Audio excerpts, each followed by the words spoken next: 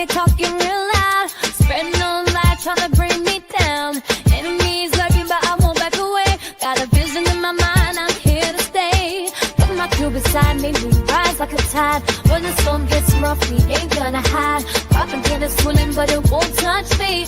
Only love around, that's how it's gonna be. Keep moving forward, never looking back. The truth's in the power, it's an unstoppable track. In the city lights where dreams collide, we hustle through the night, fire in our stride. Whispers in the dark can't dim my glow. With rhythm in my soul, I'm ready for the show. We break the chains, rewrite the rules in this concrete jungle where nobody's fools. Unity sings louder than the lies they scheme. In the heart of the struggle, we dare to dream. Keep moving forward, never looking back. The truth's in the power, it's an unstoppable track. Another Queen Ahmadiyyah production. Haze on the corner, they talking real loud. Spreading no lie, trying to bring me down. Enemies lurking, but I won't back away. Got a vision in my mind, I'm here to stay. Got my crew beside me, we rise like a tide. When the storm gets rough, we ain't gonna hide. Poppin' till it's swilling, but it won't touch me.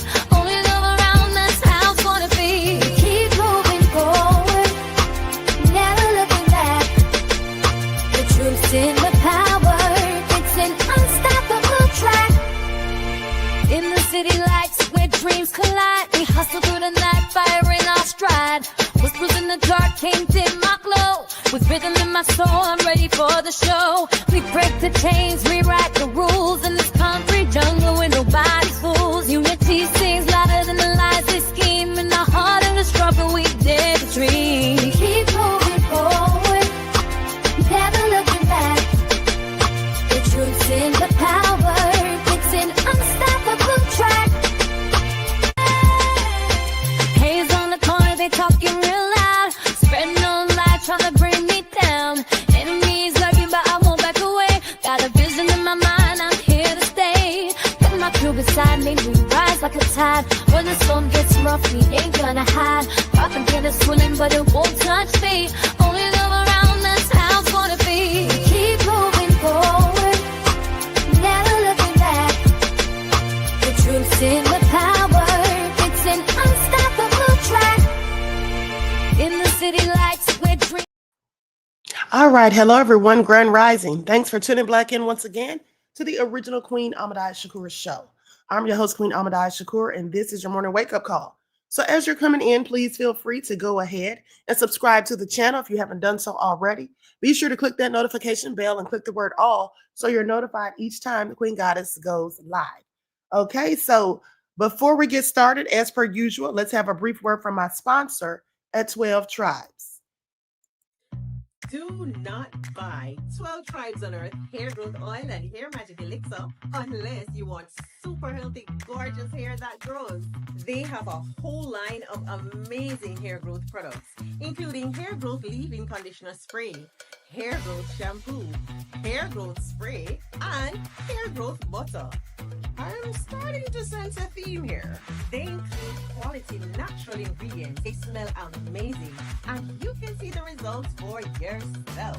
So if you're looking for healthy hair growth for your natural or relaxed hair, try 12 Tribes on Earth today.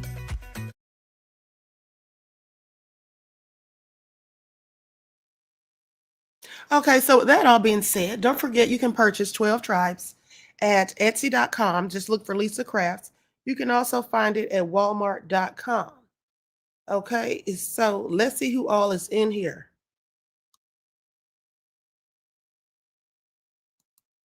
All right, Trisha is here. G from the land at Crazy Beach Aries. 504 Nola, Claudette, Panther Strike, Vince I Am, all the way from the UK. Nessie X. All right, let's get into it. Jeff ATL. All right, Most Hated Bronze Flat Power Goddess in the house.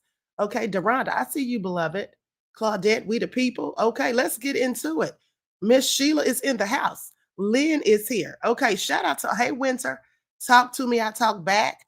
Okay, shout out to all of my loyal royals and everyone tuned into the Queen Pretty Wings, I see you, beloved. And shout out to my moderators because y'all know they be putting in work. And we have the most nefarious chat in the land, okay? No more drama is in the chat. All right, Virgil, let's get into it. Now, with that all being said, I told you guys yesterday that I was going to be doing some digging into Jeffrey Epstein and those 900 pages, 900 plus pages actually, that they released like a year ago. So what I found when I went through those pages is the same thing I found the last time, and clearly I forgot. Let me just go to it. It really doesn't give you a lot of information. I mean, it does give you information on the case, but doesn't really give you many names. Okay, because here's why. They have so many redactions. Okay, I want you all to pay attention. They have a myriad of redactions. Okay, that's what they have. These are basically things that were from court. Okay, just a bunch of redactions. So that wasn't really much help. And also, they played us because when they released that stuff, they said that it was going to be the list. And now they're saying there is no list. Well, here's the thing. Alan Dershowitz said something that, how can I put this? Hold on, let me go to it. He basically says there is no client list. This is what Alan Dershowitz, who was Jeffrey Epstein's attorney. But let me tell you what he exactly said. Okay. And this is probably giving Trump some leeway to just say that there's no list. Because in fact, he claims that there isn't exactly a client list, but there are a bunch of names of people or individuals that were accused by the victims. Okay, do y'all catch what I'm saying? He's saying like there's not a list verbatim, but there was a list, not a client list is what he's saying.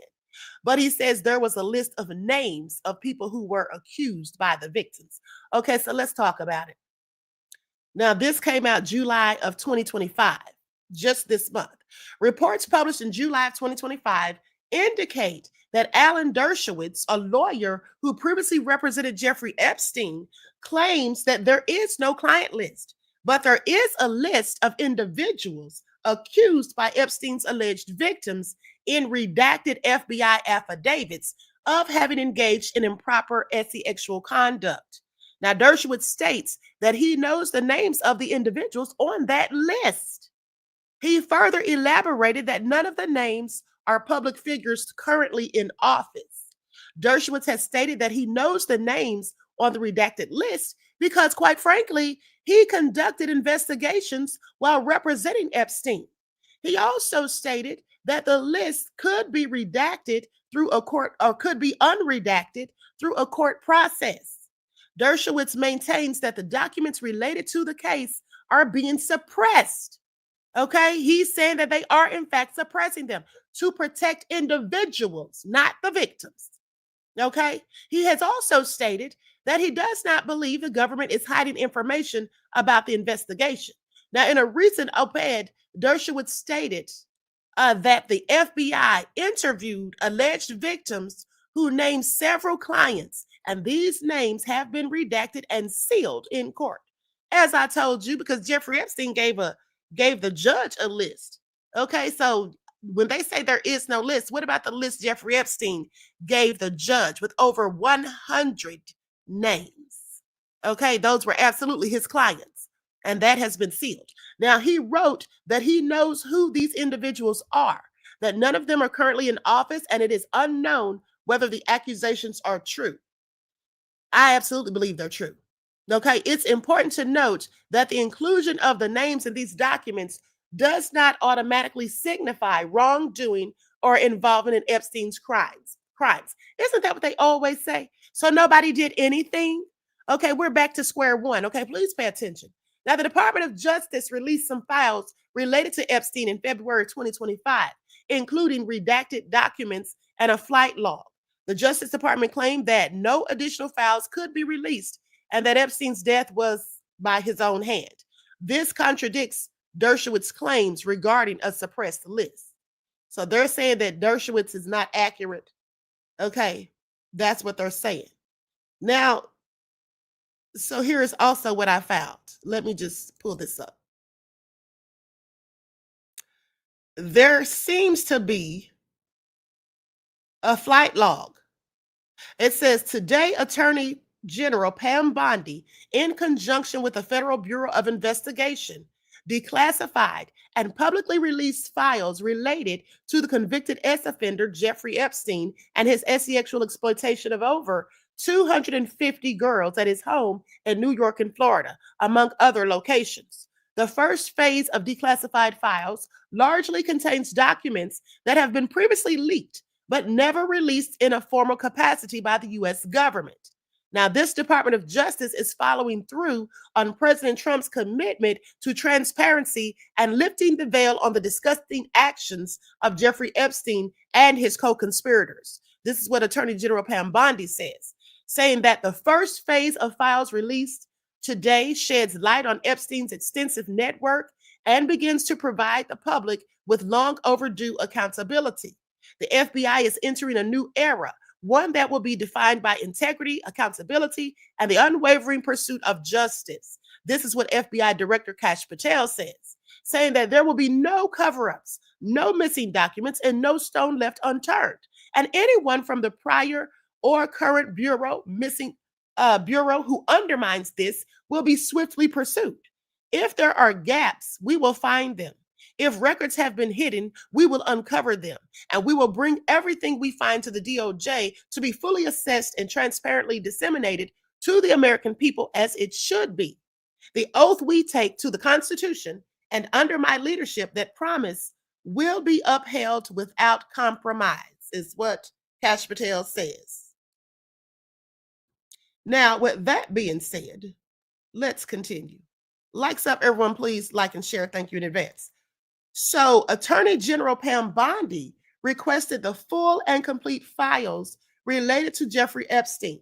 In response, the department received approximately 200 pages of documents. However, Attorney General was later informed of thousands of pages of documents related to the investigation and the indictment of Epstein that were not previously disclosed. Now, the Attorney General has requested the FBI deliver the remaining documents to the department by 8 a.m. on February the 28th and has tasked FBI Director Kash Patel with investigating why the request for all documents was not followed. The department remains committed to transparency and intends to release the remaining documents upon review and redaction to protect the identities of Epstein's victims. Okay. With that all being said, they have links to several documents here. Flight log released in U.S. by versus Maxwell. Okay, so I'm going to go to this and see what we can find, honey, because let me just share my screen. DJ Big Six said, I believe they're playing semantics. Absolutely, that's what they're doing, beloved. Absolutely, that's what they're doing. They're saying that, oh, there is no actual client list. However, we do have a list of those that were accused by certain victims. And then they go back and say some of the supposed victims are liars. That's what Alan Dershowitz says. And I'm going to go to the video of him giving an interview where he actually says that. Okay, so yes, they're playing games. Okay, this is Government Exhibit 662, okay, from Ghislaine Maxwell's trial. They claim this is a flight log. Okay. I don't really see anything significant on here. All I see is Jeffrey's name. That's all I see, and a bunch of initials. Okay. So there's that. Now let's go to another one of these documents. Okay, flight log release parts 2. They have flight log release parts 1 through 6. And I'm willing to bet all of them are just more of the same. Yeah, that's absolutely what it is. These things are pretty much inconsequential as far as I'm concerned. Okay, look at this. Y'all see this? It has the pilot signature on here. Okay, a bunch of numbers, notes about Jeffrey and Ghislaine, a bunch of abbreviations. So this is nothing. This is absolutely a nothing burger. Okay, I want y'all to pay attention. Okay, the games continue at the end of the day. So, with that being said, we're not going to get anywhere with these people. Okay, now here's the thing. So, Trump came out today or yesterday. Hold on. He came out yesterday and said that he's ordering that the grand jury documents be released. Let's talk about it. Trump asked Bondi to seek release of any and all pertinent grand jury testimony around Epstein investigation. So President Donald Trump has asked Attorney General Pam Bondi to unseal testimony related to accused trafficker Jeffrey Epstein as he appeared to bow to pressure to release more material on the case, saying that based on the ridiculous amount of publicity given to Jeffrey Epstein, I have asked Attorney General Pam Bondi to produce any and all pertinent grand jury testimony subject to court approval. This is what Trump said in a Truth Social post Thursday night. He says this scam perpetuated by the Democrats should end right now. Do y'all hear how crazy he sounds? This is a scam, Trump. This is a hoax. I mean, please make it all make sense. So nobody did anything? Nobody did nothing? Okay, but let me continue. Bondi quickly reposted Trump's comments on X and wrote, President Trump, we are ready to move the court tomorrow to unseal the grand jury transcripts. Trump's announcement came hours after the Wall Street Journal published a report detailing a birthday letter sent to Epstein in 2003 bearing Trump's name. You don't say. Yeah, a collection of letters gifted to Jeffrey Epstein for his 50th birthday in 2003 included a note bearing Donald Trump's name and an outline of a naked woman. Y'all hear this? Do y'all hear this? The drawing depicted a woman's melons. Y'all know what I'm talking about, and a Donald signature in the place of a pubic hair. Surrounded several lines of typewritten text. According to the newspaper which reviewed the letter, it concluded with the line, "Happy birthday, and may every day be another wonderful secret." Do y'all hear this? But I thought y'all said Donald Trump was supposed to drain the swamp. Isn't that what some of y'all said? Isn't that what they were saying? That he was going to drain the swamp? Looks like he's in the swamp. Okay, very deep. Now, Trump, in an interview with Journal on Tuesday, denied that he wrote the letter or drew the picture and threatened to sue the newspaper if it published the story. Donald Trump, please stop lying at this point. It's getting ridiculous and redundant. Okay, nobody's falling for your lies and BS any longer. I never wrote a picture in my life, he says. I don't draw pictures of women. It's not my language. It's not my words. Donald Trump, who else is the Donald that did it? You're the same one that said grab him by the ussy with a P.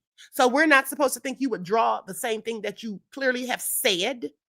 In response to the story, Trump posted on Truth Social Thursday night that he'd ordered Attorney General Pam Bondi to produce any and all pertinent grand jury testimony subject to court approval. She quickly responded on X that she was ready to do so on Friday. Through the process of getting judges to sign off on such a move would likely take considerably longer. Here's the thing.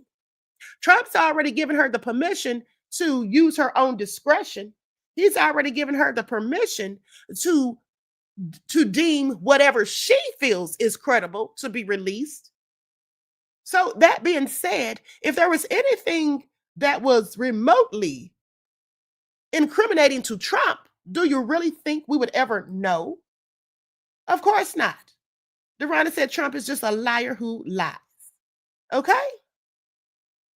So with that all being said, I don't believe anything that these people have going on. I don't believe a word of it. They go from exposing, saying they're going to expose the list, to all of a sudden there is no list. May she rest in peace. This is the young Virginia Giuffre with Prince Andrew and Ghislaine. She was about 16 or 17 years old, and now may she rest in peace. Okay, I know somebody took her out. They can sit there and tell us all the lies they want. Okay? What a sad life this poor victim had to live. This is absolutely egregious. And they still are carrying these secrets till this day and won't let the truth come out. Now, with that being said, earlier in the evening, Trump vowed to sue the Wall Street Journal and Rupert Murdoch, saying that he and the White House press secretary, Carolyn Levitt, had warned them about publishing the story and that the letter was fake. So nobody had anything better to do than to concoct a fake letter, Trump. President Trump will be suing the Wall Street Journal, News Corp, and Mr. Murdoch shortly. The Truth Social Post read. So, honey, please sit down somewhere. Donald Trump is a damn fool. Do y'all hear this? Now he's talking about suing because the truth is coming out that he, in fact, sent that happy birthday note, okay, with a naked woman. Trump, we know you did it. Just come clean. At this point, it's ridiculous. Now, if he didn't do anything, I doubt very seriously he'd have anything to hide. But I digress. That being said, let's go to this video of Alan Dershowitz, who also was accused, remember, and then it came out that he may have been falsely accused. And actually, when I looked into it, the accuser was Virginia Giuffre. She claims that perhaps, hold on, let me just pull up that article. I don't know if she was coerced or if she actually just thought she made a mistake, and very likely maybe she did. Okay, here it is. Virginia Giuffre drops allegations against Alan Dershowitz, saying she may have made a mistake. A woman who was a victim of convicted pedophile Jeffrey Epstein has agreed to drop allegations against attorney Alan Dershowitz, saying that she may have made a mistake when she also accused him of S abuse. The accuser, Giuffre, said in a statement that she was young at the time when she was trafficked by Epstein and in a very stressful and traumatic environment. She alleged that Epstein had trafficked her to Dershowitz between 2000 and 2002, but Dershowitz long denied the claim. And he said, I now recognize that I may have made a, she said, I now recognize that I may have made a mistake in identifying Mr. Dershowitz. Now, Giuffre sued Dershowitz in 2019, alleging that he defamed her when he denied her claims and suggested she and her attorneys were trying to extort money from others. Her attorney, David Boaz, also sued Dershowitz for defamation. Dershowitz filed a counter-defamation claim against Giuffre and Boaz. Now, on Tuesday, attorneys for Giuffre, Boaz, and Dershowitz filed joint stipulations asking the judge overseeing the litigation to dismiss the claims with prejudice and without awarding fees to either side. The agreement confirmed by the parties resolves all the litigation between them. Dershowitz told CNN that I am gratified that Virginia Giuffre has dropped all of her claims against me and has admitted that she now recognizes she may have made a mistake in identifying me. Now, in a prepared statement, he reiterated that he had never had relations with Giuffre, adding that, I have nevertheless come to believe that at the time she accused me, she believed what she said. Ms. Giuffre is to be commended for her courage and now stating publicly that she may have been mistaken about me. She has suffered much at the hands of Jeffrey Epstein, and I commend her work combating the evil of S trafficking, he said, as he acknowledged his allegation about an extortion plot involving Boaz was mistaken. Boaz said in a statement, and this is Giuffre's attorney, he appreciates Dershowitz's acknowledgement that he had not engaged in extortion. He also added, I know that Alan Dershowitz has suffered greatly from the allegation of S abuse made against him, an allegation that he consistently and vehemently denied. The joint statement from Giuffre, Boaz, and Dershowitz says, the resolution does not involve the payment of any money by anyone or anything else. The agreement to drop their lawsuits resolves a long-running chapter in the Epstein story. Giuffre had been outspoken about her claims against Epstein and his former girlfriend, Ghislaine Maxwell, alleging she was trafficked to some of his famous friends and associates, including Prince Andrew. Epstein was indicted on S trafficking charges in 2019 and died by suicide while in jail awaiting trial. Prosecutors in New York later indicted Maxwell on S trafficking charges, and she was convicted at trial last year. Now, Giuffre sued Prince Andrew over the alleged abuse. Earlier this year, they reached a settlement, and the Duke of York who has repeatedly denied wrongdoing, paid her an undisclosed amount. At the time, I think it was like $500,000 came out after she passed away. And you know that she had a gag order, and that gag order, the time for that gag order was up shortly before she died. It was about to be up. And she was supposed to be writing a book, allegedly. So I find it very interesting that she turned up dead. At the time of the settlement, a statement filed with the court said the prince would make a substantial donation to Giuffre's charity, which supports trafficking victims. This is also sad. I feel so sorry for Virginia, the things that she had to go through. I really feel so sorry for everything she had to go through and the fact that she now has lost her life. And here's the thing, you know, this is why I said people like Cassie and Jane Doe, I will never view them as I viewed someone like Virginia Giuffre. She was a real victim who had no say in the matter. She did not ever consent, not once, not twice, not ever. And she was absolutely trafficked. Okay? And it's really a darn shame. But then you have these people who want to do things, and then they want to act as though they're little sweet little innocent victims and then cry wolf. Well, they know darn well this is what they signed up for because they wanted the money and the glitz and the glamour and the luxurious life. Okay? That's what Cassie wanted. And for those of you who are members of this channel, just so you know, I'm going to be doing a members only broadcast following this at 11:15, where I'm going to read to you 3 chapters of the book titled Cassie, Victim or Co-Conspirator, The Story of Dave. Okay, I'm going to be reading. Let me just drop the link in the chat for those of you who are members, because I'm going to be reading 3 chapters. The book is like 142 pages long, if I'm not mistaken, but I'm going to read 3 chapters of it. Okay. At the end of the day, Cassie was a victim of domestic violence, and that's it. And that's all. And the same goes for little Miss Jane Doe. All right. There's the link right there. Okay, so let's continue. I'm going to go to this video of Alan Dershowitz talking about what he knows about the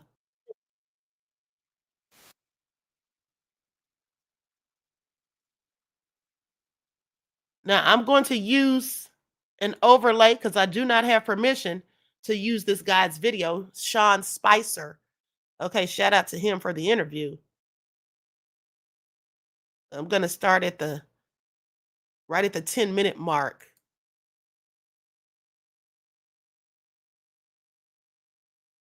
Okay, so likes up, everyone. Please don't forget to like and share. Thank you in advance.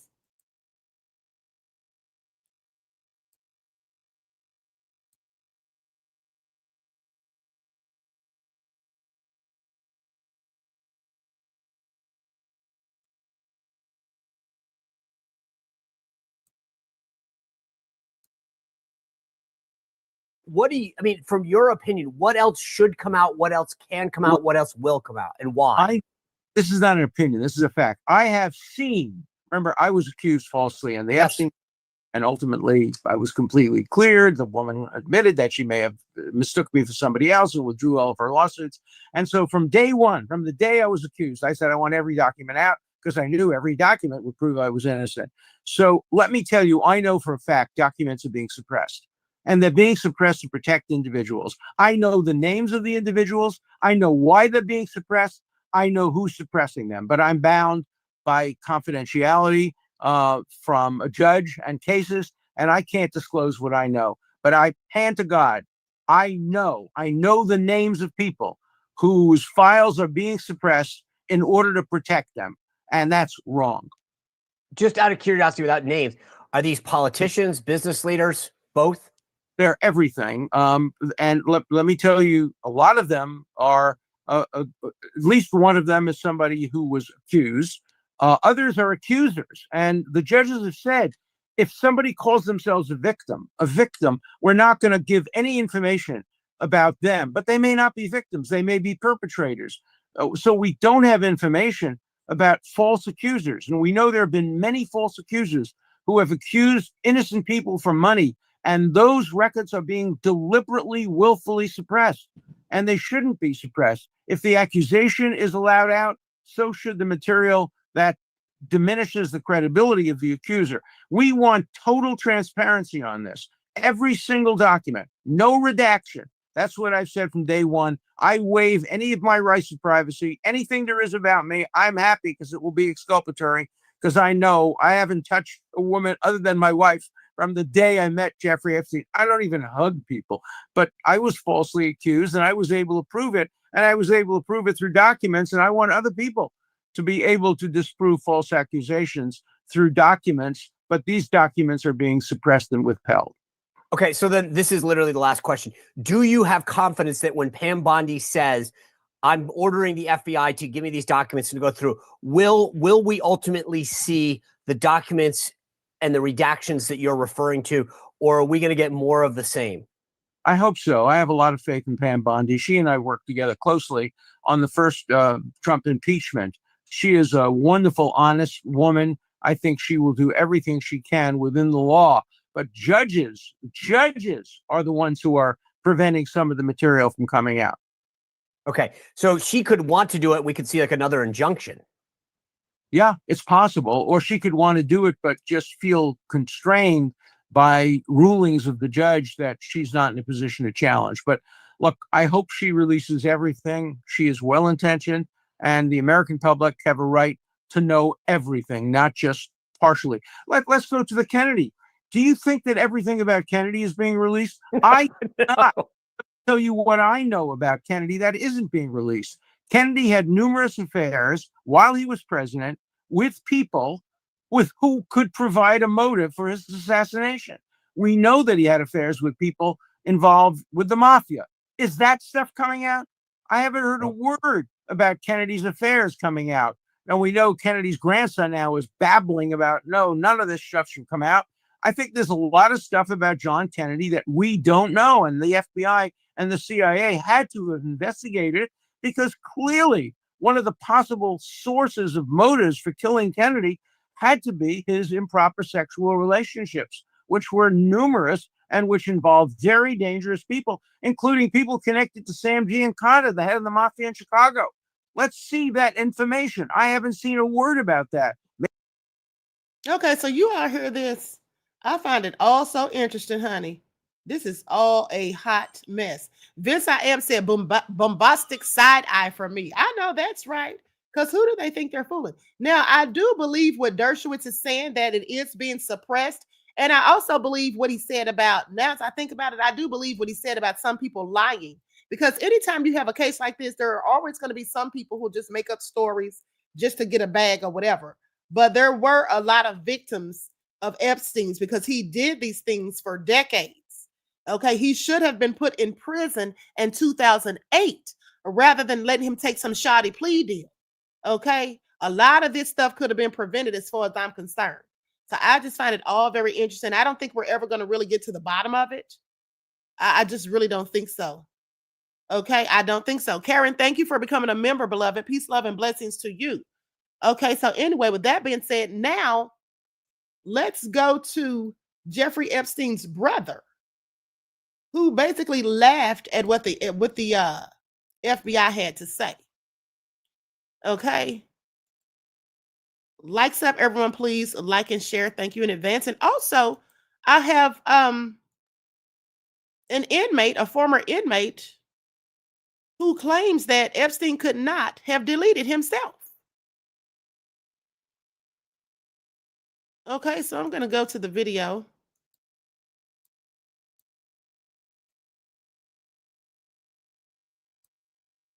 For you, it's personal. This was your brother.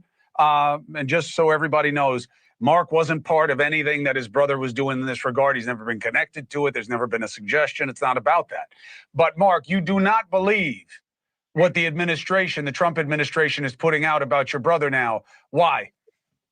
Well, every time they say something or do something to try to quash the fact that he was most likely murdered, they just put their foot further down their mouth. I mean, for instance, Cash Patel in the congressional hearing, he listed his credentials as a prosecutor and other such things. And he said that it was a suicide. He said, you know, a suicide when you see it. You know, that's basically what he said. So the questions that popped into my mind was, first of all, number one, how many suicides has he seen? Number one.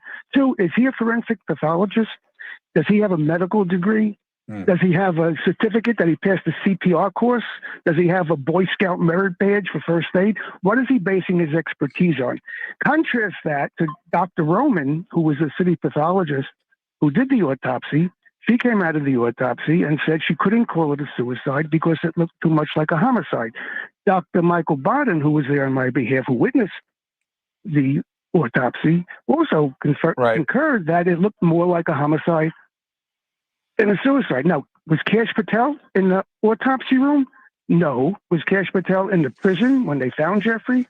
No, I don't think so. And if he was there, that raises even a bigger question. You know, so every time they say something, I mean, when Cash Patel came out with that statement, I laughed at how stupid it was. You know, and then they just released this video. This you're going to like.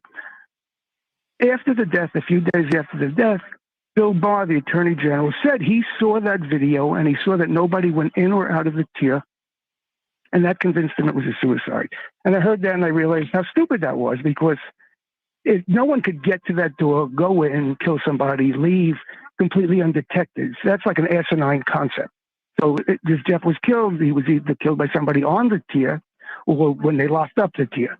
So that's one part of it. Now, I asked to get the footage from that same camera under Freedom of Information Act from 10 o'clock the night before until noon the following morning. That would show who locked up the tier, who were the last people on that tier. And in the morning, it would show, you know, Michael Thomas going in the guard and finding the body, and it would show what the situation was when they removed the body from the tier. I was initially told I couldn't get that footage because it was still an open investigation. Okay, I understand that. But then when the investigation was over, I asked for that footage again, okay? And I was now told that the cameras that were operating don't show that area. That's right. I have this in writing from the Bureau of Prisons, that the cameras that were operating I remember. And I was very specific about the footage. It's the same footage that Bill Barr saw. No, Mark, listen, I get it. I get it. And the transparency wasn't there. And then they said that there was a malfunction. Then they said they weren't coordinated. And look, I get why you guys are upset about what's happening here. But I can tell you this, it's not over. And it's not about what I think or don't think about the situation. That's not relevant. The process isn't over. Liz, thank you. We'll be in touch whenever you want. You know how to get me. Take care. We'll keep talking. Mark Epstein, we're always a call away. Thank you.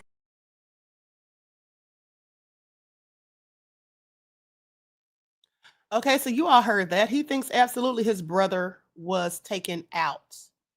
Okay. Now, with that all being said, hold on. Okay, this is a report from 3 hours ago. Trump orders release of some Epstein material after pressure. Okay, I'm going to share the screen.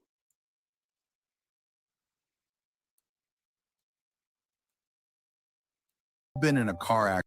U.S. President Donald Trump orders the U.S. Justice Department to release grand jury testimony related to the late sex offender Jeffrey Epstein.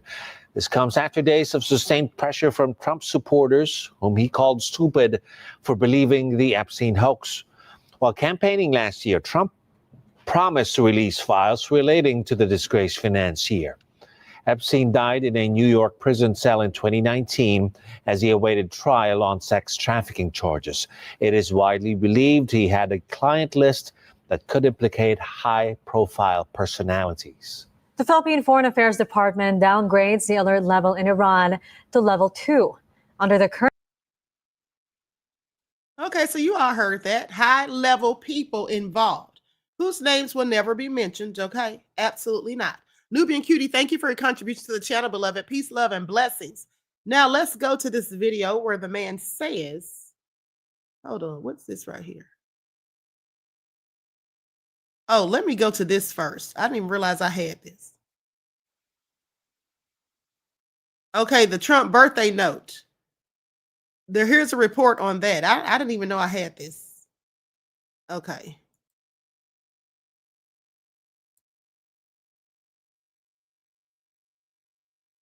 Wall Street Journal just published an explosive story about Donald Trump and the late child sex trafficker Jeffrey Epstein. Now, we have known they were friends for years, hence the photo you're looking at. We have exhaustively documented on this very program their long relationship, including the footage you are seeing of the two men dancing and leering at women at Mar-a-Lago. We know that one of Epstein's late accusers, Virginia Giuffre, says she was recruited into Epstein's circle at Mar-a-Lago when she was a teenager. And of course, Donald Trump went on the record with New York Magazine in 2002 to talk about how much Epstein likes to date young women.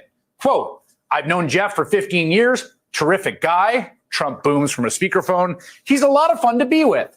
It is even said he likes beautiful women as much as I do, and many of them are on the younger side." But tonight, the Wall Street Journal says it has newly discovered textual evidence of the friendship between Trump and Epstein. Hey, Alicia Little here, and I'm excited to announce that the third annual AI and Marketing Summit is here. And the kinds of interests they shared in Donald Trump's own words. According to the Journal, Epstein's disgraced associate, Ghislaine Maxwell, put together a leather-bound book of letters from Epstein's associates to give the disgraced financier for his 50th birthday back in 2003. Now, to be clear, this is before he is first arrested for molesting and abusing girls in 2006. The Journal says these documents were among those examined by Justice Department officials who investigated Epstein and Maxwell years ago, according to people who have reviewed them. Now, to be clear, NBC News has not reviewed the documents in question. I'm quoting here from the Wall Street Journal's reporting. Here's the description. The letter bearing Trump's name, which was reviewed by the Journal, is bawdy, like others in the album. It contains several lines of typewritten text framed by the outline of a naked woman, which appears to be hand-drawn with a heavy marker. A pair of small arcs denotes the woman's breasts, and the future president's signature is a squiggly Donald below her waist, mimicking pubic hair. Adding, quote, "It isn't clear how the letter with Trump's signature was prepared.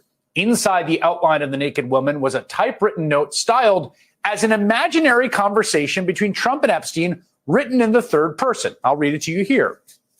Voiceover. "There must be more to life than having everything," the note began. Donald, "Yes, there is, but I won't tell you what it is." Jeffrey, "Nor will I, since I also know what it is." Donald, "We have certain things in common, Jeffrey." Jeffrey, "Yes, we do, come to think of it." Donald, "Enigmas never age. Have you noticed that?" Jeffrey, "As a matter of fact, it was clear to me the last time I saw you." Trump, "A pal is a wonderful thing. Happy birthday, and may every day be another wonderful secret." The paper also notes, quote, "In an interview with the Journal on Tuesday evening, Trump denied writing the letter or drawing the picture. This is not me. This is a fake thing. It's a fake Wall Street Journal story," he said. "I never wrote a picture in my life. I don't draw pictures of women," he said. "It's not my language. It's not my words." He told the Journal he was preparing to file a lawsuit if it published an article. "I'm going to sue the Wall Street Journal just like I sued everyone else," he said. Now, to be clear, it is not known if these letters, this letter in particular and the collection in the bound book, are part of the Trump administration's recent review of Epstein documents. The Department of Justice didn't respond to the Wall Street Journal for comment.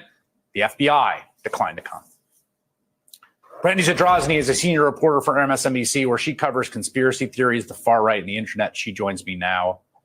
Holy God, Brandy, what is your reaction to this?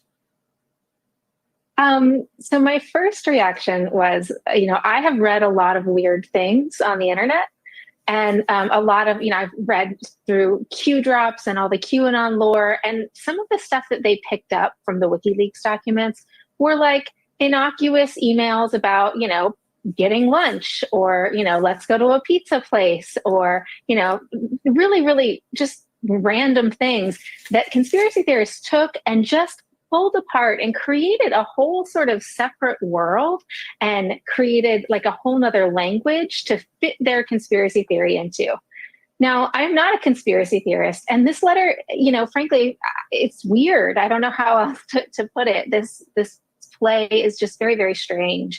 And so my first reaction was the conspiracy theorists are going to eat this alive. This is going to be catnip to them. And I think that might be true. I think that's true. Because again, I think the MAGA fight against pedophilia as their number one pet project that guides them all, I think will overcome even Trump's denials. But I will say I have been reaching out to folks in the MAGA media world, and they've all told me weirdly the exact same thing. And they're really towing Trump's line. They're saying this is a nothing burger. They're saying that doesn't sound like Trump. I believe him. So it seems like that's what's going to be the narrative from the right, is that that's not him. Trump's writing plays now. No, not to be. But I think in the next day or two, and I'm going to be watching, we're going to see something else. This is just too good and too strange for the conspiracy folks not to jump on it. Yeah, and to be clear, I'm already seeing right-wing MAGA people, towing the Trump line that it's a hoax, that it's fabricated. I mean, we should be clear here. We have not independently assessed this. One thing I will say, just to context, everyone should understand. The president of the United States sues people for lots of money all the time. Okay. If you publish this, he's likely to sue you. People should just consider the amount of thought that went into whether they were going to publish this on behalf of the Wall Street Journal, given the context we have seen of him going after entity and explicitly threatening them in their interview that he's going to sue when they're assessing the how believable this is or how rock solid their reporting is. That's not going to matter to the conspiracy theorists, but it matters to me as someone who's trying to get to the truth. Yeah, famous tabloid rag, the Wall Street Journal, right? Famous, anti-Trump newspaper, the Wall Street Journal. I have a lot of faith in my colleagues at the Wall Street Journal, so I tend to believe them. That doesn't mean again, that MAGA world will. I can't help it, Chris. I keep reading it because it's just one of the strangest things I've ever seen. And I think people in our journalism circles are all sort of guessing at where the sourcing for this will lie. It is really interesting that they didn't they didn't publish the actual letter that appeared in the leather-bound book. Yeah. Now, again, just sort of talking now, wonder why they didn't do that. Is that because, that might have ended up on a lawsuit some way? Does that open them up to lawsuits somehow? Is it like a case of in the Atlantic article around Signalgate, they didn't release the things at first. We got the denial and then we get the letter in the end. I just think if this thing exists, knowing what we know, the truth is likely to come out and the letter is likely to come out. If you haven't had a ticket in 3 years, you're probably owed $700. Okay, I'm going to stop right there. Now, here's another video of Epstein's brother and what he had to say.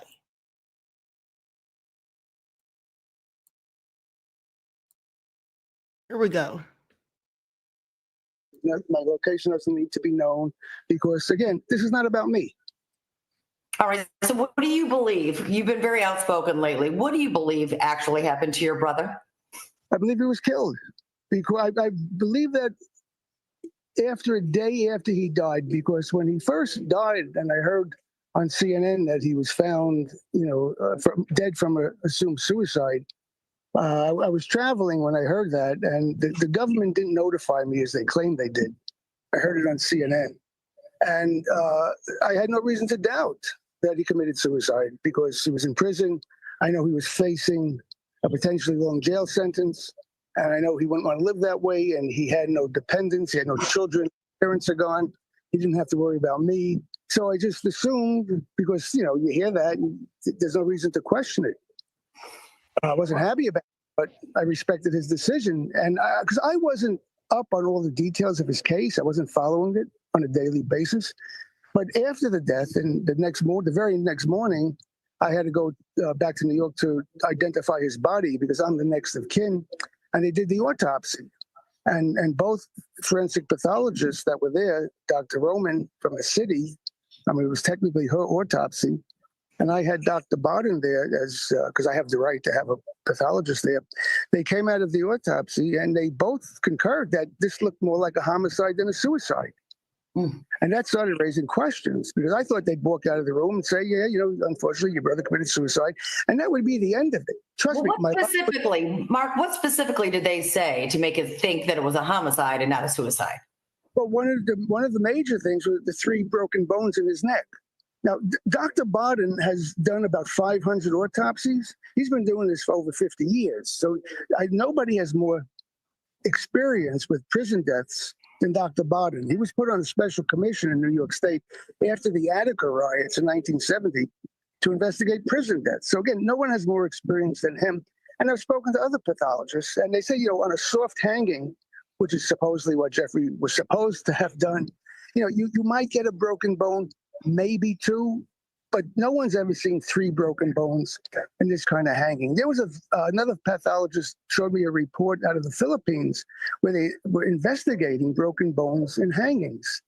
And they spoke about a certain percentage have 1 broken bone and a smaller percentage have 2, but there was no mention of 3 broken bones. So that was one of the major factors here.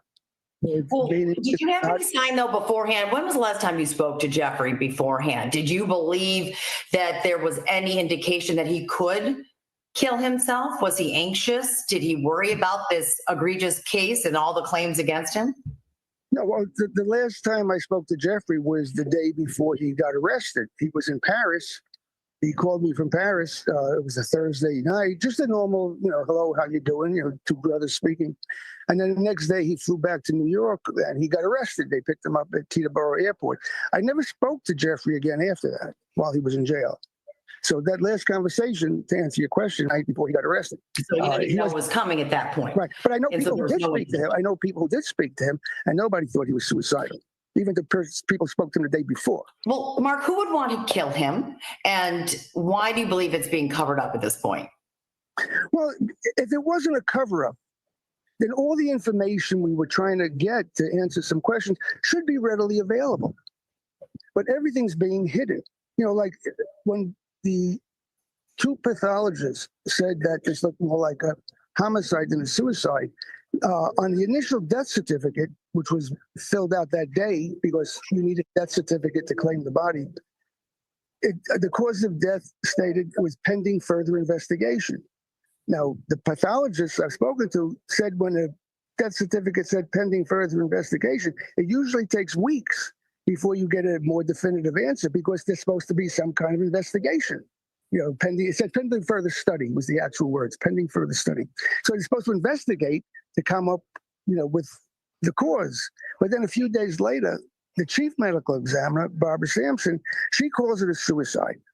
And without giving any explanation for what investigation was done after that first autopsy. And then Bill Barr, the Attorney General, also claims it's a suicide because nobody went in or out of the tier, which I've explained before is a ridiculous statement. And he claims it's a suicide. Now, if the Attorney General claims it's a suicide, basically, from what I understand, there's no reason to investigate. So, if it is a cover-up like Mark Epstein claims, who had the motive and the power to have Jeffrey Epstein killed behind bars? Those answers and so much more.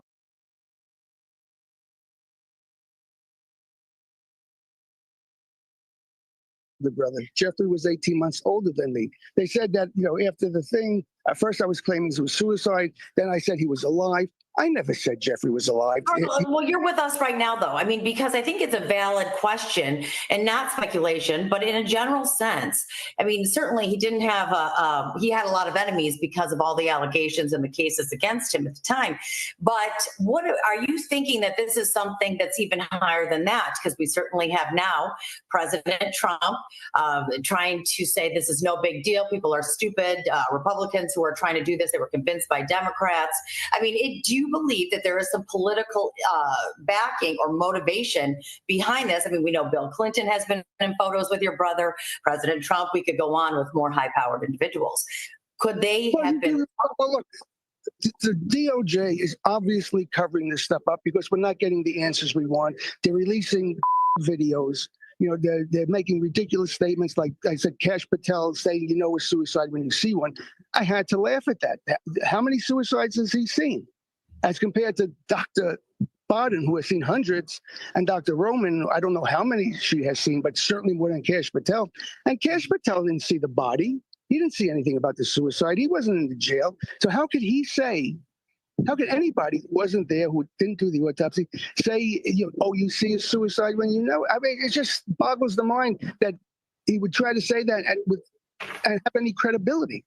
Do you think this has some sort of connection to the files that many believe have not been released? And maybe that there's a name in there that could be responsible for your brother's death?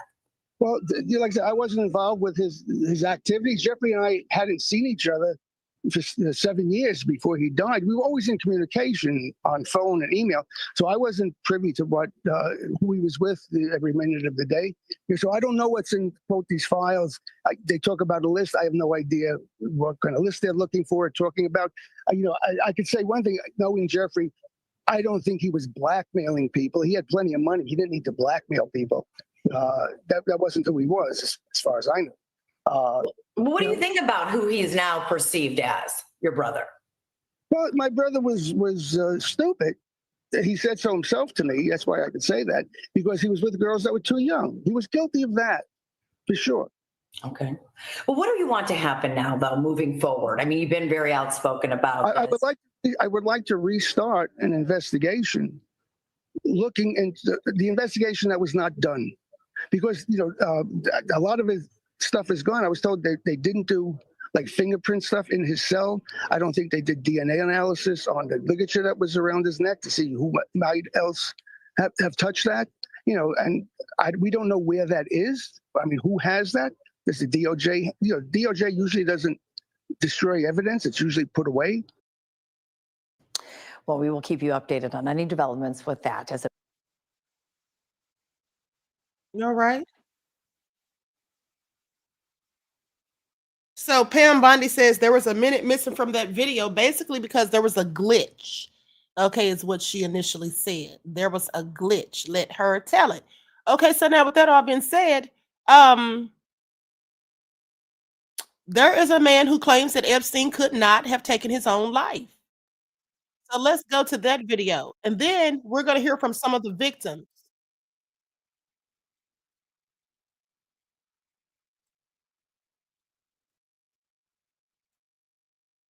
Okay, likes up, everyone. Please don't forget to like and share. Thank you in advance.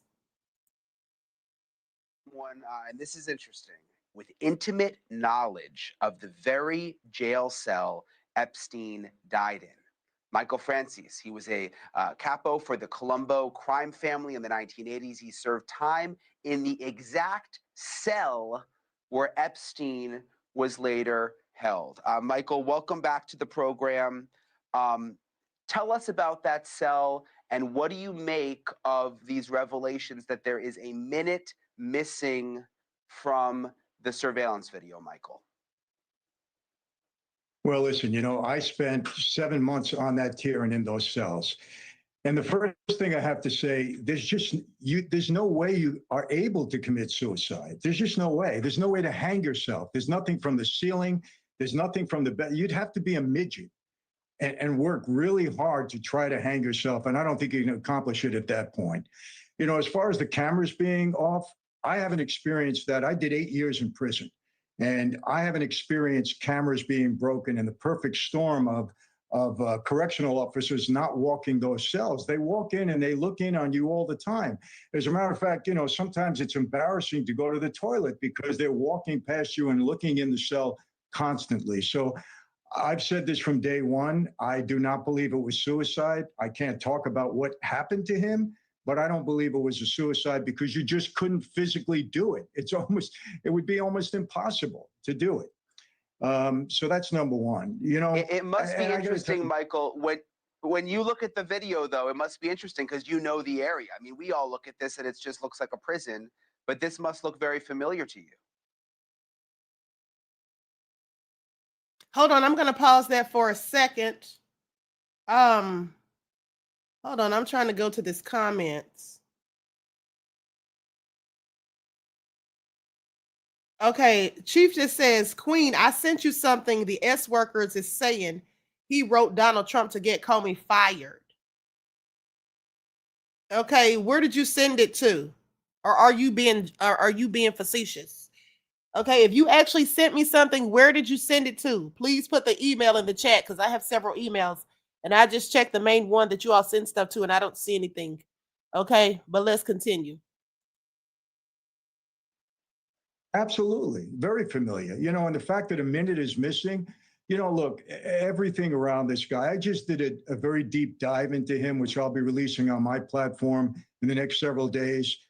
You know, look, there's no way that this person operated alone. You know, look, they have the videos. Alan Dershowitz recently said that he saw the client list, but because there's people that he can't, because he's an attorney, he can't, you know, reveal what he saw. But he said he saw the client list. He's demanding that it be released.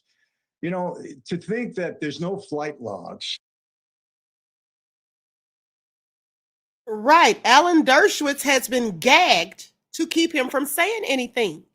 Okay, so there's definitely a cover up. Okay, at the end of the day, in my opinion, at least, let me say that. Okay, in my opinion, there is a cover up. Okay, because he says that he knows the names that are on that list and he has been prevented from saying so. He also says that evidence is absolutely being suppressed, and I believe it. Okay, because none of this is making sense. That there's no client list, that the thousands of recordings that they had, because I found out for sure that he had cameras on every bedroom, recording everything. And all of a sudden, all of it is gone. I mean, none of this makes sense. And look, the only reason it's important, it's not that anybody's trying to say, come on, this guy was a creep. And there was young women involved in this, young girls that were trafficked in. Okay, hold on just a second. Chief just says, no, I sent it to your Instagram page, the one that the moderator handles. Well, can you send it to my email, QueenAhmadiyyahShakur@gmail.com? Because the moderator handles that, not me. So it wouldn't have come to me. Okay, let's continue. Abused. I have 5 daughters and I have granddaughters, and I just don't like it. And anybody that's involved in this should be held accountable. I recently interviewed Paul Hutchinson, who was, you know, a major figure in the Sound of Freedom. He was one of the ones that went to rescue, I think, 51 or 52 of these young girls and young boys that were being exploited and trafficked. I mean, this has got to stop. And if these people are not held accountable, it's just going to continue. And unfortunately, it seems like it's people with power and money. It seems that, you know, from what my investigation, you know, that this Les Wexner was the first one that Epstein was able to bribe. And, you know, there's a lot of stuff here that needs to come out. And Notice he said Lex Wexner. This is him right here. That was Jeffrey Epstein's good friend who accused Giuffre of stealing about $40 million from him. Okay. And I believe that they were lovers, because otherwise, why would he have Jeffrey Epstein on his bank account in certain things? I believe he was over his estate or something like that. So if memory serves me correct, don't quote me on that, but I believe that's what I reported like a year and a half ago. Okay, so this is Lex Wexner. He owns Victoria's Secrets, The Gap, or I'm not The Gap, The Limited, and some other things. it's really shameful if it doesn't. That's my opinion. Yeah. But as far as the jail cell, We only no have, way there was a we only suicide. have, yeah, I want to go back to the jail cell because you have, I mean, you lived in that jail cell. And just real quick, again, tell me, would you have the privacy in that jail cell to take your own life? Not only would you not have the privacy, I don't understand how you would be able to do it. You have to hang yourself from something. There's nothing on the ceiling that you can hang a bed sheet on. The bed is not that high. I mean, you have to try to lay down on the floor in some way because Jeffrey Epstein was a fairly big guy. You'd have to be a midget to even try to hang yourself. So it's not a question of not only are there cameras on are the COs walking the tier constantly, especially from what I understand, Jeffrey Epstein was on suicide watch for a while. They watch you very, very closely. Trust me on that. So I just can't buy it. I cannot buy it. I'm sorry. And I have no horse in this race other than my experience and the fact that I just couldn't see it happening. Yeah. Yeah, well, we appreciate you coming on tonight, Michael. We appreciate your perspective as Okay, so you all heard that. Now let me say this. With the firing of Maureen Comey, we all know that she was tied to the Epstein case as well as Ghislaine Maxwell's case. But here's the thing. So they had already supposedly been planning to fire her. Okay? They had already supposedly been planning to fire her. And so that may have been why she was so desperate to get a conviction on Diddy. Okay? Clementine said, great job, Queen. Would love to stay. Got to go and start my day. Thank you, beloved. Thank you. Okay, now I want you all to pay attention to that because Maureen Comey was doing the absolute most in Diddy's trial. Like I told you all, she flat out was telling lies and embellishing some things, allowing in perjurious testimony and all of the above. And she was accused by doing so by the defense. Okay, so with that being said, maybe that's why she was going so hard in the paint on Diddy because her job was at stake. Okay, they were already allegedly planning on firing her. Which I absolutely believe. And now they're saying that it was politically motivated. This is what some people are saying. Reporters and analysts see her dismissal as part of a broader trend of DOJ firings under Trump that seem politically motivated. So this goes back to what I told you guys. Didn't I tell you guys that at the end of the day, Trump didn't like her father and that would lead to him doing something to her? I told you all she would be fired. You all remember I told you all that once in the chat, if you remember me telling you this woman would be fired, and also that if she got a full conviction on Diddy, that Diddy would be pardoned possibly by Trump. Okay, just because Trump hates her father. Okay, I want you all to pay attention. So with that all being said, yes, I absolutely believe it was motivated. Politically motivated. However, the administration has not publicly invoked any demands for external groups, including S workers, to justify her removal. Some conservative figures, notably Laura Loomer, did call for Maureen Comey's removal, but that was linked to her being related to James Comey, not for her S worker advocacy. Okay? So basically, it was because of her ties to her father. Just that, because Trump doesn't like her father. That's what it sounds like. Okay.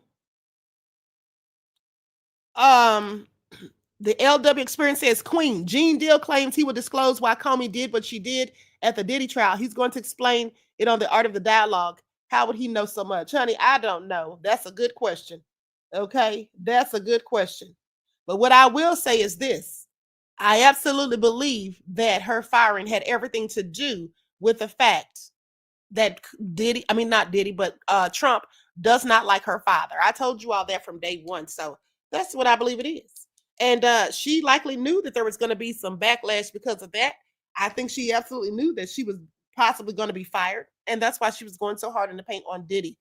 Alas, to no avail. Now, with that all being said, let's get back on Jeffrey Epstein because I have a video of some of his victims speaking out. So let's go to that. And then we're going to be out of here. And I'm going to go to the start the broadcast for members only about the book Cassie, Co-Conspirator or Victim or Co-Conspirator, the story of Dave. Okay. Definitely going to talk about that. All right. So likes up, everyone, please like and share. Thank you in advance.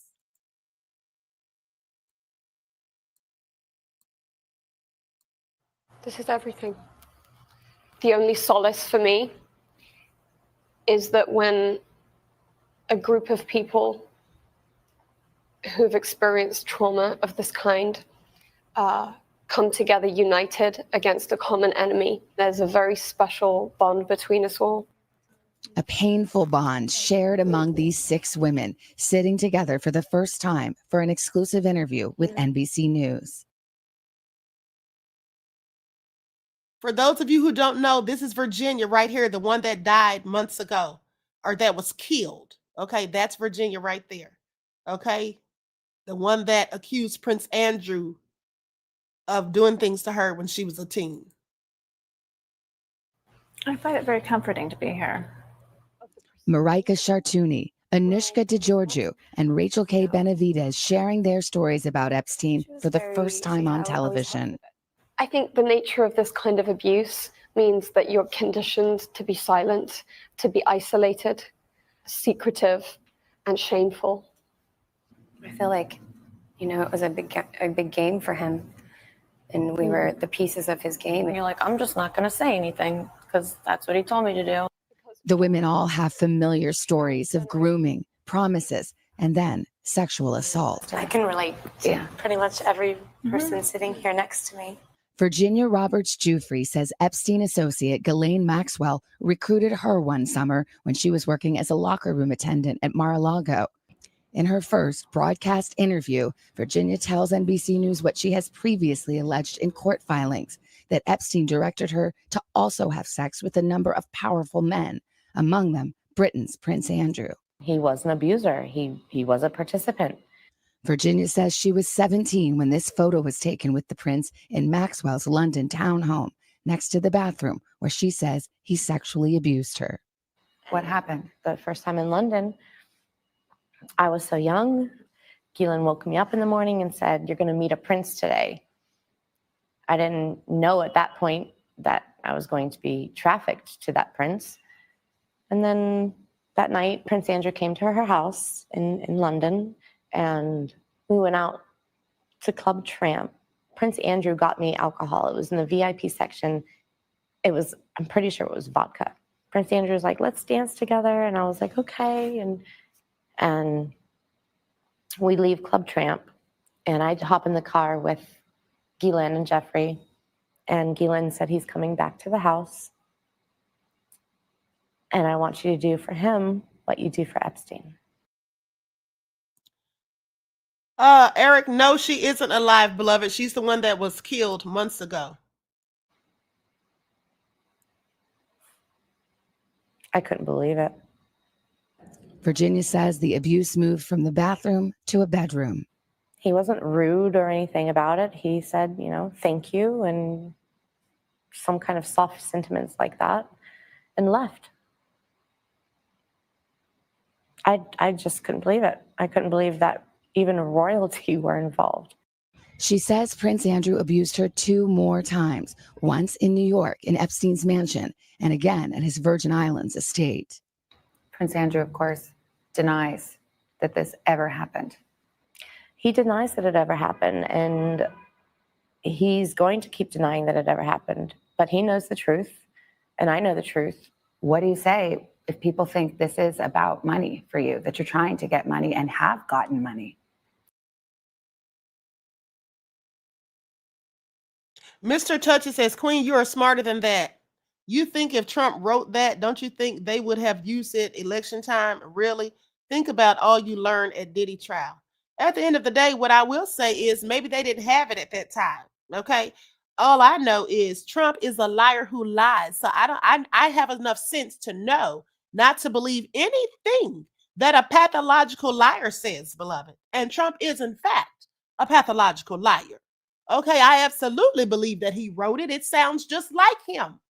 Okay, didn't he say grab him by the ussy? Yeah, I absolutely think that he did it. Okay, I'm not caping for Trump by any stretch of anyone's imagination. He is a liar who lies. And he definitely was friends with Epstein for years. So what reason do I have to not think that he absolutely did it? Okay. Thank you, Nicole, for your super sticker donation, beloved. I appreciate you. Peace, love, and blessings. Well, unfortunately, there's this horrible law called statute of limitations. My lawyer said the way to get Ghislaine Maxwell held accountable, the way to get Jeffrey Epstein held accountable is through them saying I'm a liar, which I'm not. So it's called a defamation suit. Like all others she's named, Prince Andrew has denied the allegations. Buckingham Palace telling NBC News in a statement, "It is emphatically denied that the Duke of York had any form of sexual contact or relationship with Virginia Roberts. Any claim to the contrary is false and without foundation." I absolutely don't believe Prince Andrew, because one thing that Virginia said was that he had a very serious a condition that made him sweat profusely. Okay, that made him sweat profusely. And they did, in fact, say if memory serves me correct, that he absolutely has such a condition. So how would she know that? Okay, that's not something that I would imagine he would broadcast. Okay, do you think? And here's another thing, as it pertains to the letter or the note that they claim that Trump wrote to Epstein. Well, here's something to think about, beloved, who asked me the question. Here's something to think about. If Trump didn't write it and he wants to prove that he didn't, why doesn't he get a handwriting expert to decipher whether or not that is in fact his own handwriting? Why didn't Trump suggest that? Let's see if he does. Let's see if he does, because handwriting experts can absolutely tell you if someone actually wrote something themselves or in fact if it is a forgery. Okay? So let's just see if Trump says anything about that, because I'll guarantee you he won't. Okay? Because Trump wrote it. I'm pretty sure he wrote it, in my opinion at least.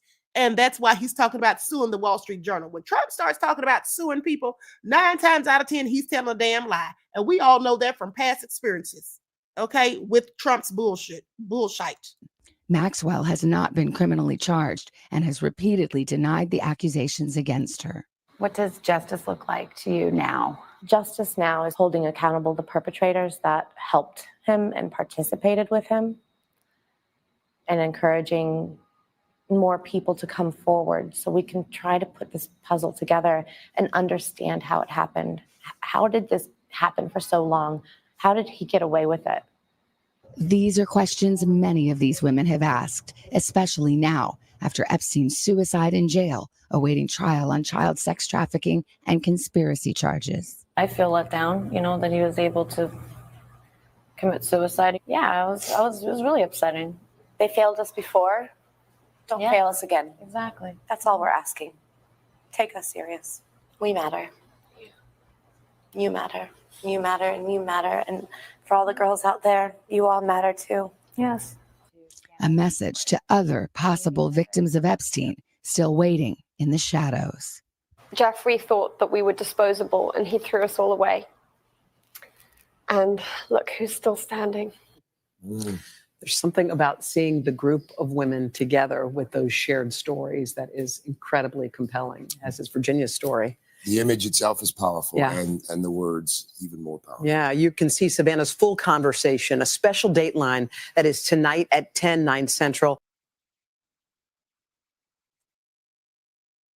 How very sad. My heart goes out to all of those victims of Epstein and others who have trafficked people, okay, and led them down a path of debauchery without any consent of their own. It is all so sad and heartbreaking to even think about, okay, at the end of the day.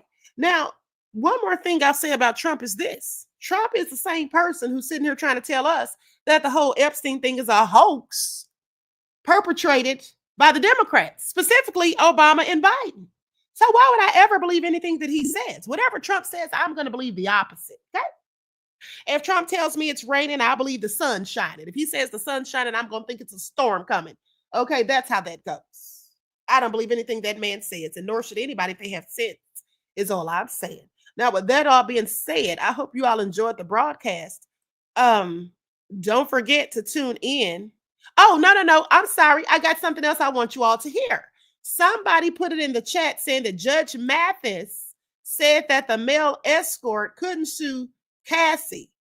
Okay, so let's get into it, because I actually saw that posted the other day by DJ Vlad. I didn't watch it, but let's listen to it, because I'd like to know why Judge Mathis says that, because in the United States, you can sue anybody for just about any darn thing.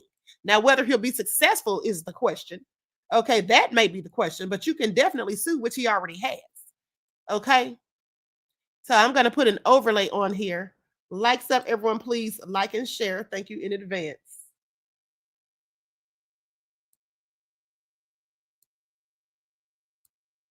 Question. As someone who understands the legal system, this whole Shannon Sharp thing was a little weird to me, because I'm a bootleg lawyer, as you know. And his own team, his own legal team, admitted that they, before she filed the lawsuit, they offered her $10 million. Why would you admit to offering somebody $10 million and then ultimately not taking it and then filing a lawsuit, trying to get more, obviously? But why would you ever admit that? Trying to run it up. Trying to run the ticket up. No, but his own lawyers admitted the 10 million offer. I'm sorry. Shannon Sharp's own lawyers admitted that they offered her 10 million before. Oh, correct. You're saying, why would you Yeah. offer the 10 million? Yeah, why would you even? Now I'm gonna tell you why you would offer the 10 million, because Shannon Sharp at the time was about to sign $100 million contract. And do you think he wanted this scandal to get out so he could lose $100 million? Now, if you stand to gain $100 million, then $10 million is small in comparison. So you might just offer somebody that type of money to get them to be quiet so they don't ruin it for you so you can still get the $100 million. That's my guess. But let's see what the judge says. And also, by the way, after they found out that Shannon had that $100 million contract coming, then they sued him for $50 million. Okay, remember that? Tony Busby is a whole mess. Announce that to the Because public. you got why would he announce it? Yeah. Oh, I thought they found out. No, they announced it? They announced it. Oh, yeah. No, you wouldn't. At all. Under no circumstances do you announce that you're making a significant amount settlement. Oh, yeah. My goodness. Settlements are usually sealed. Right. Yeah, in fact, like we didn't know about Cassie's $20 million from Diddy plus the $10 million from Intercontinental until she got on the stage. Yeah, that's correct. Oh, she got 10 from Intercontinental as well? 10. Okay. She got 30. Missed that $30 part. million. Good. You know what I think is going to happen? All those male escorts, they would sue her. She's got the money now. I don't know. Let me tell you, when I interviewed one of the escorts. Sue him for what? Sexual assault, sex trafficking, prostitution. You can't sue the trick for prostitution. Let me tell you something. Well, yeah, you could sue someone for procuring a prostitute. That's what Diddy is being. No, that's criminal charges. But you could base a lawsuit on top of it. Yes, you can. Anything in a criminal court could turn into a civil case, which is much easier to prove. Because on the civil side, it's 51%. As opposed to the... I know you can do that, but I'm just trying to think of what the cause of action is. Oh, man. Listen, like, I'll tell you this. When I interviewed one of the You male... coerce me by giving me money to trick with me? I don't see the cause of action. Okay, so when I interviewed Punisher, one of the male escorts, he said that every single time, there was about a dozen times they met up. Every single time, Cassie would text him and Cassie would pay him the money. Was it Cassie that always would interact with you to bring you back and so forth? Always. Right. So it wasn't even Diddy. It was her. So Yeah. she was basically engaging in prostitution, if you really think about it. Yeah, I mean, in terms of hiring a prostitute. Yeah, I only communicated with her. She always paid me. Now you could argue, it really came from Diddy, but there's probably enough there for a lawsuit and probably a nice settlement. Oh, And now, what's the cause of action? What has she done to him other than give him money for sex? That's legal, Meaning though. tricking. But you have to have a cause of action is based on damages in civil. Civil is based on damages. Can How he did I say, can he damage say you? that he was traumatized by these actions and he only did it because he needed the money and she had a lot of money to offer and he was being subjected to these weird, multi-person orgies with a guy masturbating in the corner So with now a we're Yankees not hat? going to have enough prison room for real criminals. This is a civil case, though. It's not a criminal My case. point is, were that a case at all? Listen, Judge that Mathis. You are going to sue the trick. Judge, the beginning of this The interview. prostitute sues the trick. Beginning of this interview, we were talking about how Diddy's about to go to jail for tricking, right? Your words, not mine. He's about to go to jail for tricking. So at the end of the day, why can't Cassie be sued for tricking? I'm just saying, she was given immunity because technically, if she wasn't given that immunity, they could technically charge her with some of that same stuff. Technically, they can. They can charge Absolutely. her with the same stuff that Diddy is being Absolutely. charged with. Absolutely. She could be in a jail cell in a women's equivalent prison, across town while Diddy's locked up. But she was given immunity. It was 5 female prosecutors. Obviously, they're trying to prove a point. So I'm just saying, I see some of these male escorts suing Cassie. And I bet tricking is illegal. That's why they are charged with a crime. It's civil to engage in sex and give someone money. But in Vegas, where it's not a crime. We're not in Vegas. Okay. Well, listen, how many times do you have these sting operations where female officers are standing on the corner of a host roll and Johns pull up, try to get a prostitute, they get arrested? Criminal case, right? Yes. Tricking is illegal. That's what I just said. Yeah. So it's tricking illegal. is illegal. Yeah. But I said on the civil part, who's being damaged? The part that Vlad seems to have forgotten is that this man, Clayton Howard, is suing Cassie for giving him an STD. And you can absolutely sue someone for that. Let's not forget that Usher was sued for it. Okay? Let us not forget. In many jurisdictions, you can sue someone for transmitting sexually transmitted diseases, STDs, especially if they knew they had the STD and didn't disclose it to you before engaging in sexual activity. Okay? This is typically pursued through a negligence or intentional tort claim. Okay, so that seems to be the part that Vlad forgot about. It's against the law. I see what you're saying, yeah. And on Okay, it's against the law, criminal. Civil, it requires damages. Who's getting damaged? That's why they call it, what's the cause of action? Right. So then you have the punitive damage as well as the compensatory damage. So, like, how are you going to be made whole after all this? Oh, you're still over it, right? You've been the recipient of. Let's just tell you them got to stop $2,000. tricking. That's the compensatory. You were Let's just tell them compensated. to stop tricking. Stop tricking, Cassie. Date. And listen, I've said this too. I wouldn't be surprised. I mean, number one, I'm almost sure Cassie and her husband know I'm a prenup. I wouldn't be surprised if a divorce happened at some point. He walks away with half. Imagine that. Wow. Imagine that. It's about to be a city boy summer. Let me tell you. I don't know. He seemed like he was kind of square guy, so I don't know if he got that. Yeah, but he had to hear about a whole lot of crazy stuff on that stand. That she may not have told him previously. Yeah, she probably didn't tell him a bunch of that stuff previously.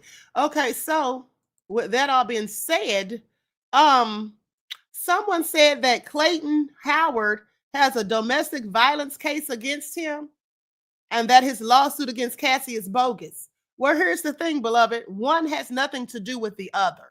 If he does have a domestic violence case, that doesn't have anything to do with him suing Cassie. Okay? If she gave him an STD and he can prove that through medical records and whatnot, all right? And then what they would do to prove it is they would have him bring in his medical records showing that he had it and was treated for it. And then they could have Cassie's medical records subpoenaed during that same approximate time.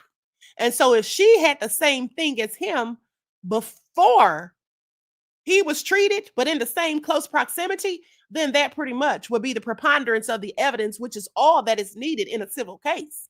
So with that all being said, yeah, his domestic violence story or accusation or whatever doesn't have anything to do with him suing Cassie at the end of the day. And Cassie better hope that none of these other ex-workers come out and try to sue her either. Okay? They better hope. She better hope, her and her husband, that nobody else comes out to sue her. Okay? Miss Sheila said, thank you, Queen. You're welcome, beloved. Okay? Lorraine said she gave him monkeypox. Y'all are something else. Okay, so with that all being said, I'm going to conclude this broadcast, but stay tuned because at 11:15, we're going live with the members only so we can get into this book that Clayton Howard wrote about Cassie. I'm going to be reading you 3 chapters of it. Okay, so if you have a membership, please make sure you tune in. Okay, I'm going to drop the link one more time.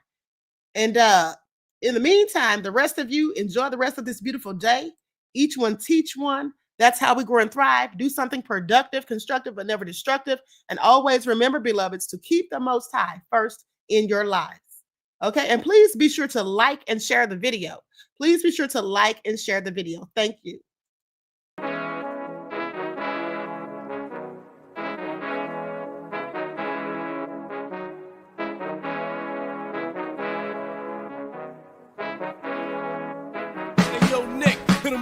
Gold all in my skin, God all in my blood, kings all in my circle. You touch one of mine and you're done. They show no love for the queen. hating on me? Is it cause I'm free and I got Malcolm X in my jeans? I got dreams like King Luther, shed blood like Kunta. You ain't helping my people, I ain't got nothing to say to ya. I want all the smoke like hookah. Talking reparations, America won't be great until they give us compensation. I'm like, I'm the hottest right now. See a bunch of lames out here trying to jock on my style. They be doing too much. I'm the queen, it's too easy. It's like they all at Popeyes, how they be talking so greasy. I just sit back and laugh while these haters get madder. So nefarious how they don't want my pockets with cheddar. I tell them they can do better. These snakes in the grass can leave a bite on your ass, cause y'all be trusting too fast. I got my foot on the gas, other one on they necks. Dropping receipts on haters, you better show some respect. I'm never facing regrets, we only facing the threats. Running through every challenge like a relay, break no sweat. It's a cold game, so I got that blanket with me. Now that my people awaken, ain't no going to sleep. I do not play by my piece, this time I'm playing for keeps. You talking slick, but when I see you like them ends, we gon' meet. And I got gold all in my skin, God all in my blood, kings all in my circle. You touch one of mine and you done. They show no love for the queen, why they hating on me? Is it cause I'm free and I got Malcolm X in my jeans and I got gold all in my skin, God all in my blood, kings all in my circle. You touch one of mine and you done. They show no love for the queen, why they hating on me?